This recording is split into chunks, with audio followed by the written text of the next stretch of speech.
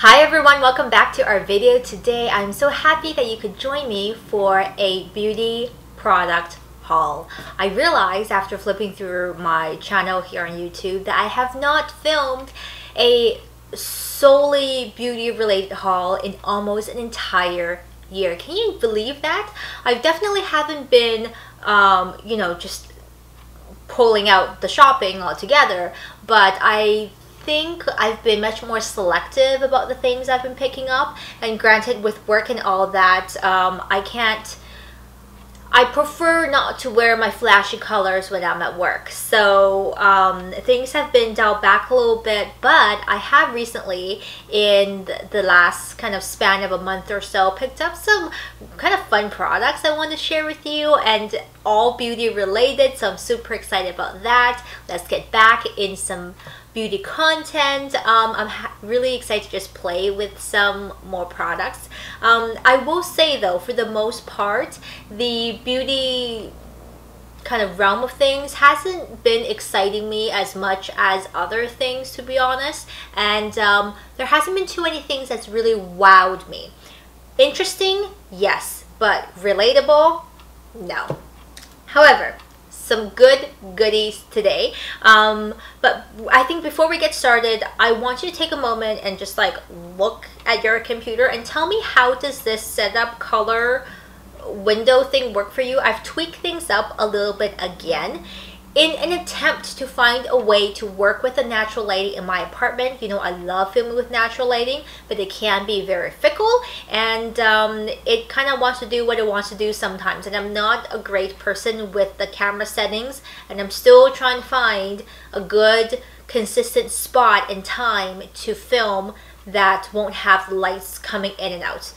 Just please let me know how it looks in this video, in your screen. Just let me know, and please tell me it's good, because I've been so frustrated with filming, and part of the reason I haven't been filming so much is because of this lighting thing. Okay, that aside, let's talk about some goodies. I want to start off with the products that I bought myself, and then towards the end I'll share with you a few bits and bobs that Laneige, a more Pacific Canada, have sent me. And I think that's a good format I'm going to go from now on. I'm going to do the things that I spent my money on, and if you want to stay for the whole portion of the video, you can see some of the PR things as well. I have been doing a lot of shopping for a lot of different parts of the body, but to start off with, I think we're going to talk about NARS Inc. I picked up two products from them. These are now, I believe, only Sephora online. None of the Sephoras in the Vancouver Lower Mainland area that I have been to seem to have a nail section anymore, so I picked these up online. Sephora now seems to exclusively do NARS Inc. and a smattering of Deborah Lippmann, nothing else in terms of the nail department as far as I could tell. So I have the NARS Inc. Overnight Detox Mask, which is supposed to be like a sleeping mask for your nails. I've used it once or twice. Does make a difference to my nails, but I have not used it enough and long enough to be able to give you like a full spiel. I have high hopes for this though. This does contain green tea, KAJA, and spirulina extracts. It's green, it smells nice, it doesn't like feel sticky or goopy. It's multi-use, not like the nail mask that's in a sheet mask and you can only use it once and you're done. So I still think it's good value for money if this keeps up and actually does make a long-lasting improvement in my nails. My nails can be quite brittle and peel easily and just kind of doesn't grow long essentially. I've used everything from the OPI Nail Envy to the Essie TLC color and treatment collection. Quite a few things, but I really have high hopes for this one from NARS Inc. Fingers crossed.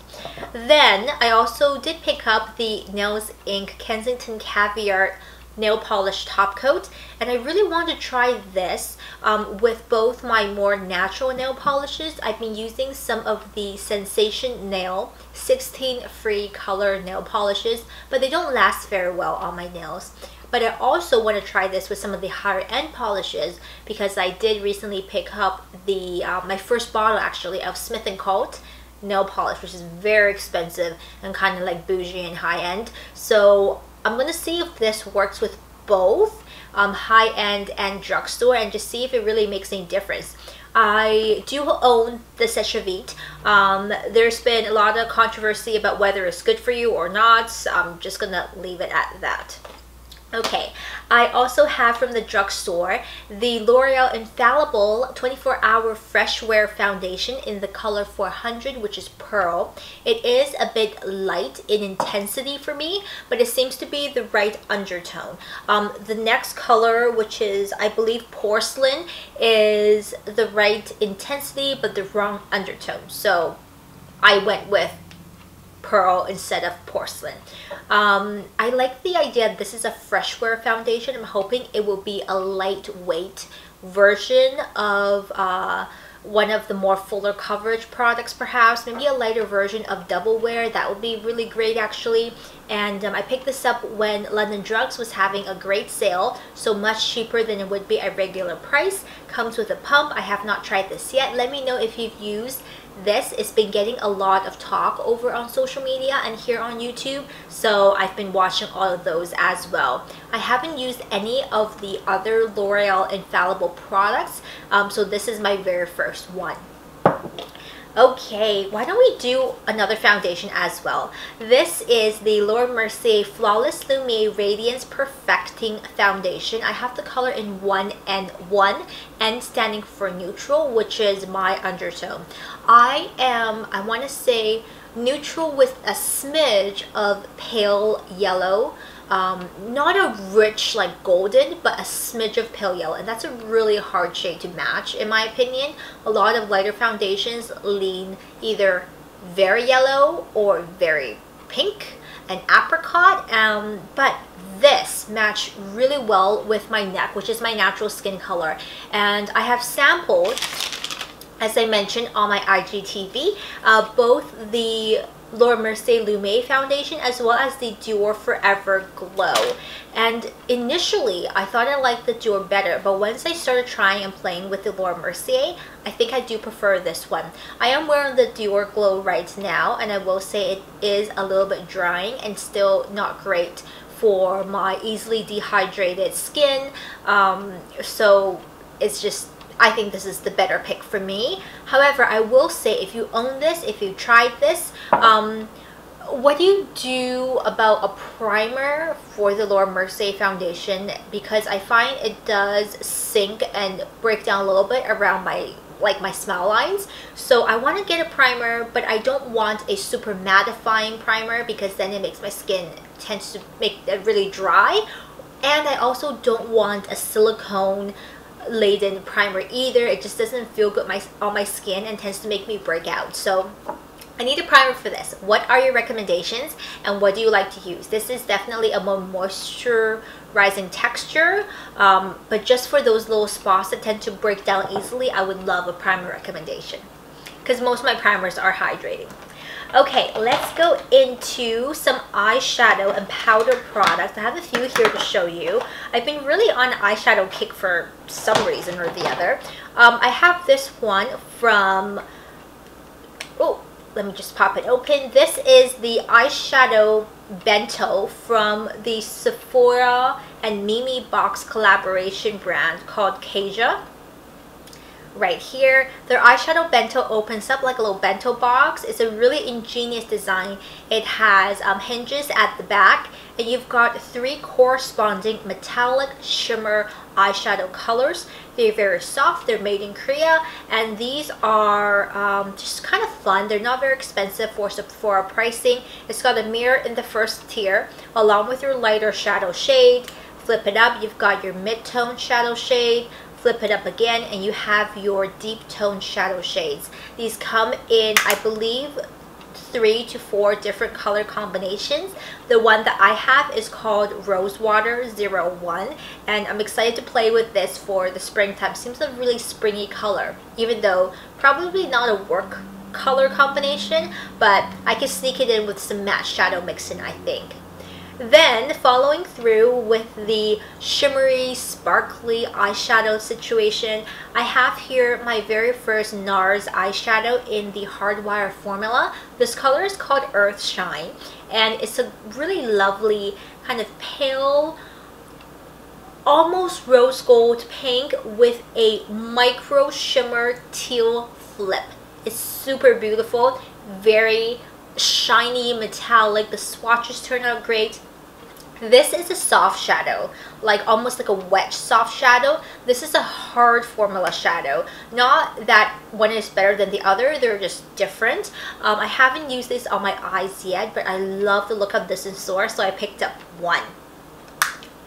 I also have, for a matte eyeshadow, the new Marc Jacobs Omega Shadow Gel Powders. Now these are meant to be multi-purpose. They only release a collection of about 10 different colors, and the point of this is that these are your most frequently you reach for shades, and they made them in 3.8 gram large single pan compacts with a mirror on top. I have this color in 530 Daddi-O, and I think it's just that perfect one and done all over shadow shade. You can blend this as a transition, you can use it as an all over color. This reminds me of something like MAC Groundwork, which is my favorite color of paint pot. I wear it as a solo shadow all the time, and this just seems to be a matte eyeshadow version of that. I love the Marc Jacobs iconic eyeshadow palettes. I own one, and it's my go-to event. Eyeshadow is foolproof. The formulas are great, super foolproof to use and blend, and quick. So I'm really excited about adding this to my collection. I might go and pick up the lighter of the matte brown shades as well, but for starters I thought I'd just end up with one for now. Okay, gotta talk a little faster now because we're running short on time. This is my newest pickup from Paul & Joe. I can't say enough about Paul & Joe Duo blushers. I think the texture is so easy to use. It's really hard to overdo it with a Paul & Joe. They look more intense in the pan than they apply on the skin, but in a good way. They're just so foolproof. They're great for everyday makeup. They're great if you like a more natural, undetectable, very youthful kind of a look. I have two other colors from Paul & Joe. This is 09, part of their permanent collection, and this is similar to something like NARS Desire, which is a very blue tone pink, but this is just more of a smidge blue tone, not like super cool tone. It is two colors in one, as all of their powder blush duos are, and you get the compact and the refill separately, but together they are less than a NARS blush. They're about maybe $34 Canadian, and I think they're just really lovely for every day and a real pleasure to use. Okay, last of the things, eyeshadow or powder products, I have the Colourpop Is My Pleasure palette, which is going to be my go-to, I think, for the spring season. This is my color choice for the warmer weather. I wear a lot of neutrals, but it's always fun to have a pop of something different, and I think this is just different enough, but not too different for me. There's a lot of purple and pink tones in here, some mauve shades as well, and it's a good value at $12 or $13 USD. I got this when Colourpop was having their free international shipping, because otherwise it's a $50 USD minimum spend, and exchange rate is not great right now, but I'm thrilled about this. I can't wait to start using those colors. Some oldies but goodies from eBay. I picked up the DOLLYWINK liquid liner. This used to be my favorite. I missed it a lot. Between when I stopped using this and now, I've been using the Stila liquid liner, as well as from the drugstore, the Maybelline Studio felt tip liquid liner in the pen format. I just kind of miss this. This is a brush tip. It is a beautiful formula as well as applicator. It's super sharp and crisp, and it lasts so long. It doesn't flake on your eyes. If you love liquid liner, I think you'll really like this. I just missed having it in my collection. Then let's show you this real quick. I picked up some eBay lashes. These are my favorite eyelashes if you want a natural look, if you have monolids, if you have very sparse and short lashes. These are incredibly natural, and I'm not talking like natural-ish, because falsies can be really dramatic nowadays, but these are superbly natural and very extremely comfortable, because the lash band is actually like a polyester or cotton thread, so it's very flexible and so lightweight. The hairs are very natural looking and they blend in very well. If you don't have naturally dense lashes, this is a great option for a false lash and super cheap. Loads of different sellers carry this. I'll try to give you a close-up, but I don't think I'll be able to link you to a specific person because there's so many options and any of them will be good as long as they're reputable from eBay. You just want to look for the particular style of the false lash. Now I'll insert a picture for sure so you can have a closer look at these. Alright, quickly, let's talk about some Laneige products that More Pacific Canada has kindly sent over for me to try. And these are all products which are available here in Canada, I believe via Sephora, or if you have a Laneige counter near you in Canada. I have been using Laneige for quite a while and I've always ordered them overseas and have them shipped to me.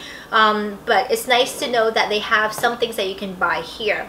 They sent over, first of all, the Moisturizing Foaming Cleanser. This is for normal to dry skin, and it is both a hydrating, foaming, and exfoliating cleanser with fruit acids, which you know I love a foaming cleanser, so I'm really excited about this. I just like things that bubble up, and it's good that it's exfoliating as well as moisturizing. That's not a combination you hear about very often.